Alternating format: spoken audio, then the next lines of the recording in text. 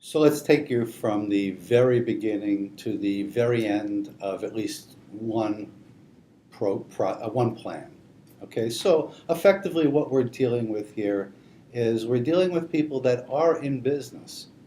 So the typical investment person has been in the investment business for some period of time. We can talk about people that just want to jump into this from the very beginning of their careers. But I think right now we're focusing on somebody who is in the investment business, has moderate to reasonable success, and is looking for the next step. And so they already have clients that they have access to. They just have nothing to say to them. My plan's better than your plan. If I'm investing a business owner's personal money, I don't necessarily want to make a pitch for something that I have limited knowledge of, that I potentially could lose, which makes me vulnerable to lose my other business.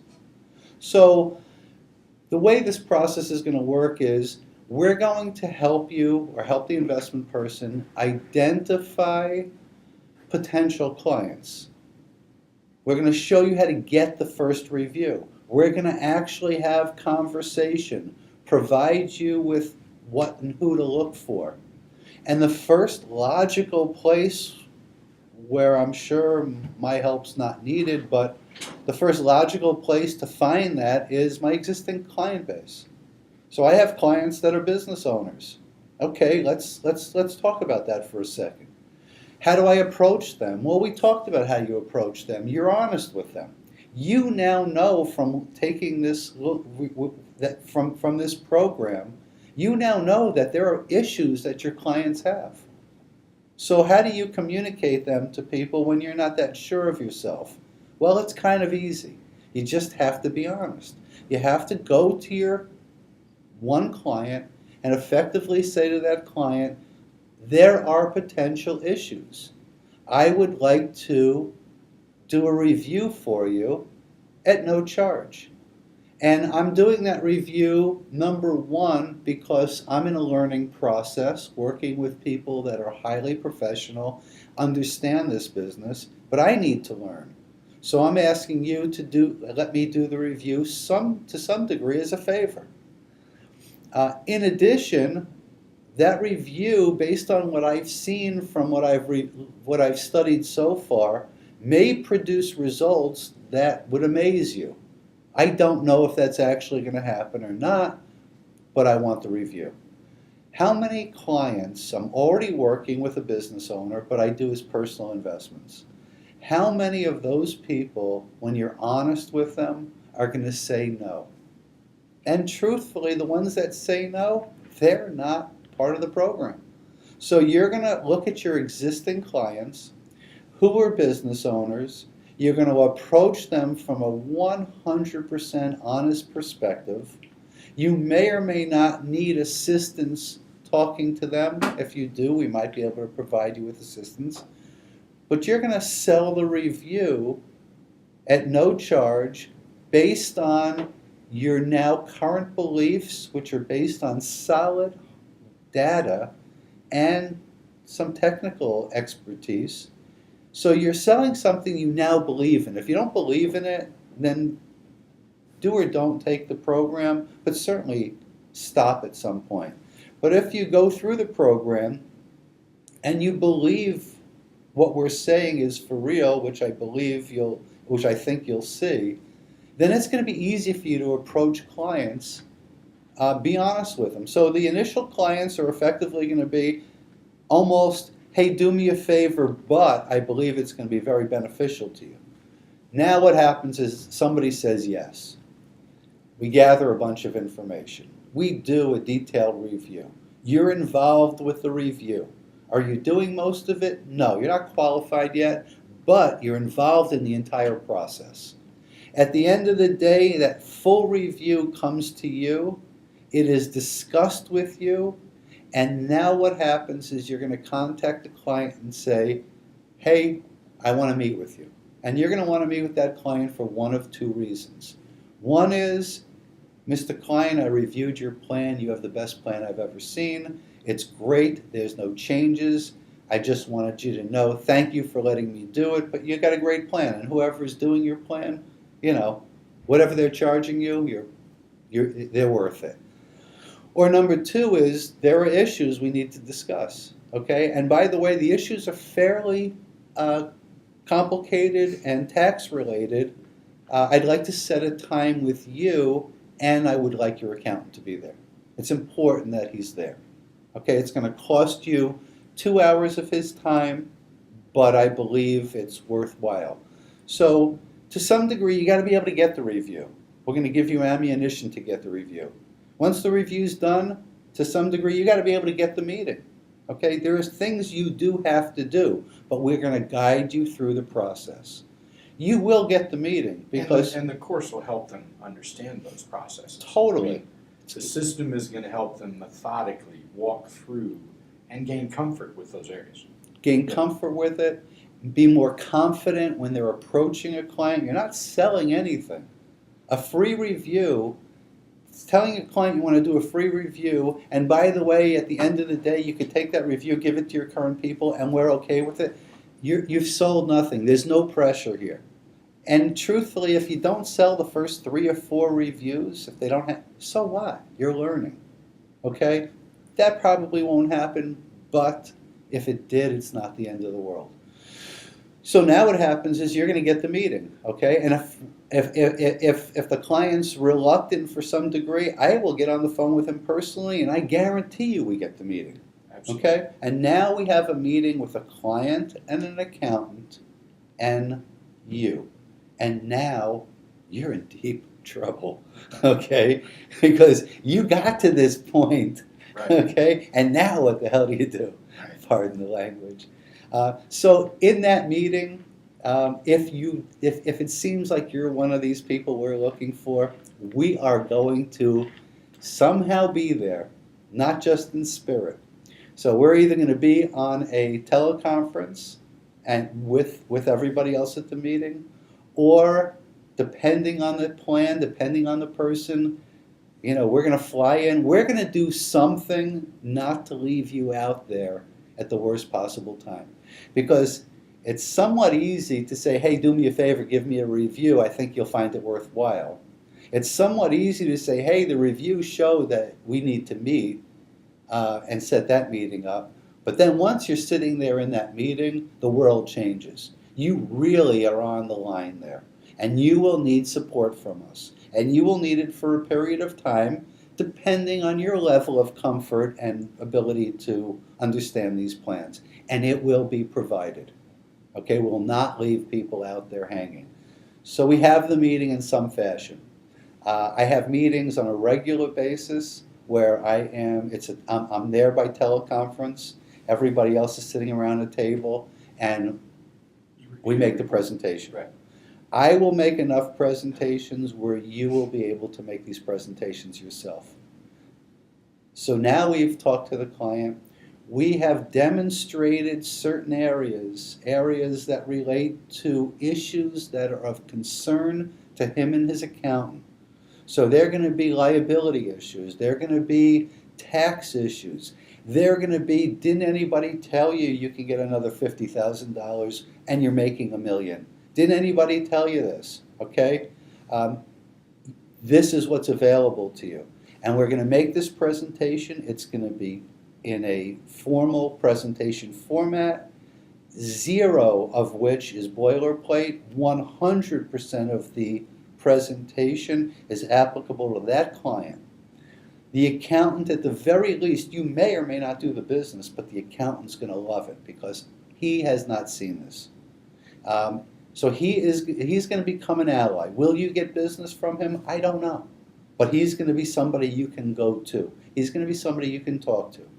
The client is going to love it. Will he give you the business? I don't know. The person doing his plan now could be his brother. I don't know.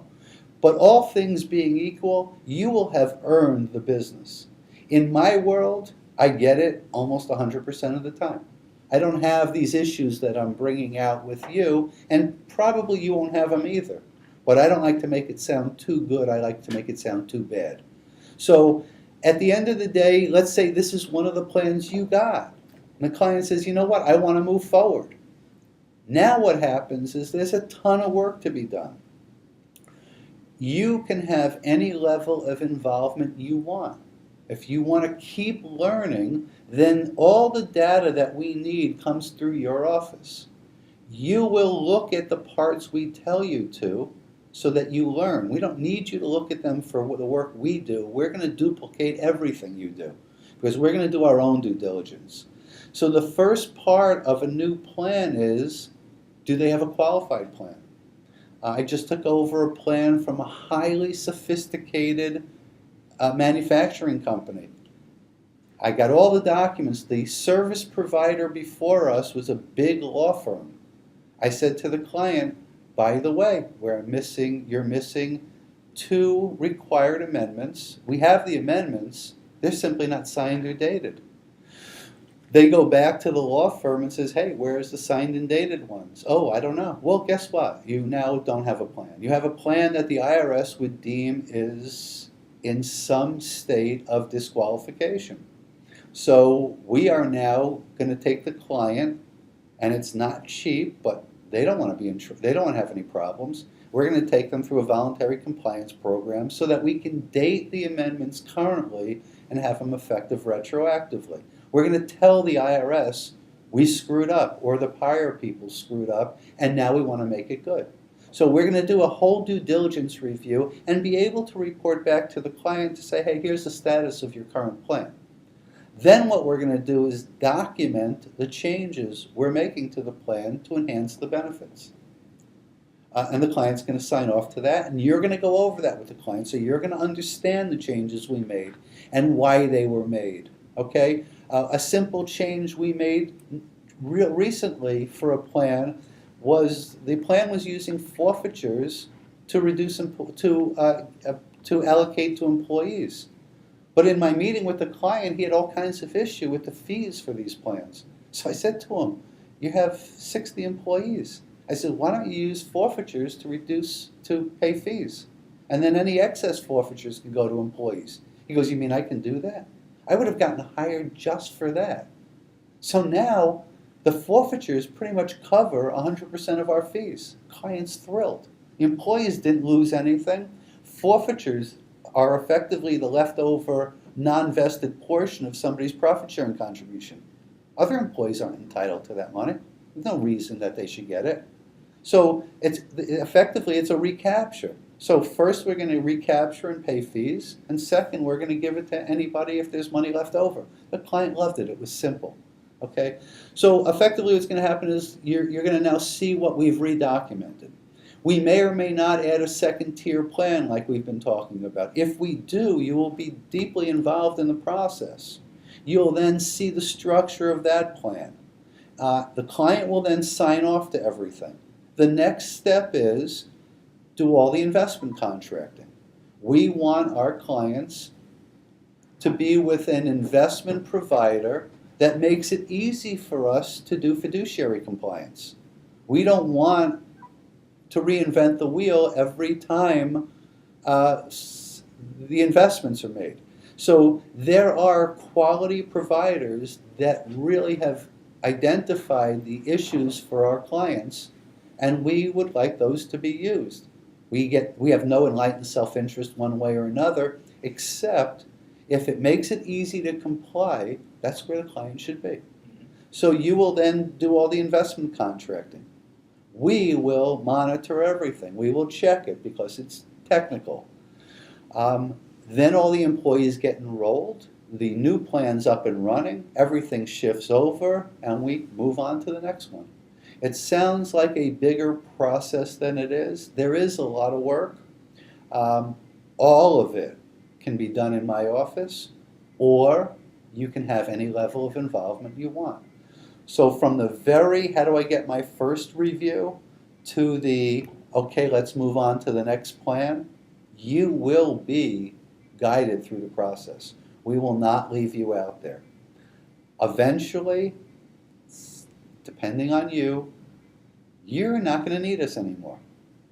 And you're, like I said previously, you're going to be, gee, this is amazing, but there's 5 guys in my city that do this. So Steve taught me it, but that doesn't mean I need to work with him forever. I'm going to find a local guy. No problem. There's going to be people that say, gee, he only talked about 5 plans a year, maybe 10, but I'm doing 20.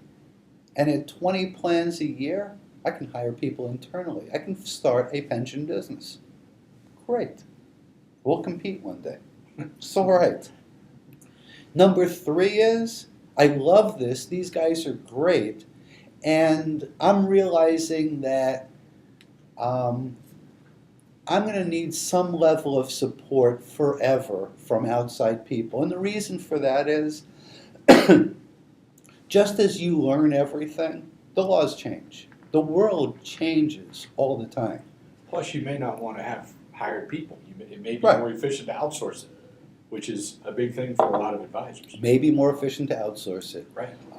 And we're there. So when there's new plan design techniques, we're among the first to know about them. When there are things that could potentially cause problems for you, competitive edges that if you hired internally, your people become a little sterile, you may or may not know about in the time frame you need to, and that could jeopardize your biggest clients. But you have 3 viable options, all of which will work for you to some degree. The person that's doing 5 plans a year, maybe they're going to find somebody local. The person that's doing 10 plans a year, they're probably going to want us to be involved. Sure. The person that's doing 20, 30 plans a year, they may want us involved, or they may want to hire internally. These are choice items. These are your worst problems are, I have too much business, what should I do with it? Right. But the bottom line is, we will take you from the beginning, and we will get you through the other end of it.